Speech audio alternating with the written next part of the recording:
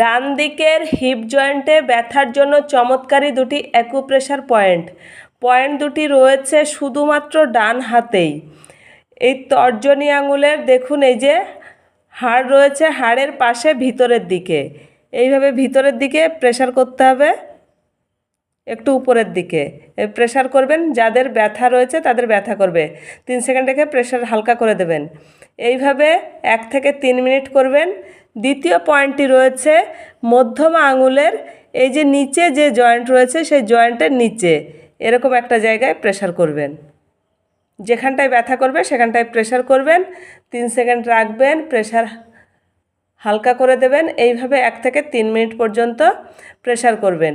এইটুকু করলে আপনার ডান দিকের যে হিপ জয়েন্টে ব্যথা হয় সেই ব্যথা দূর হয়ে যাবে। আপনারা করে দেখুন।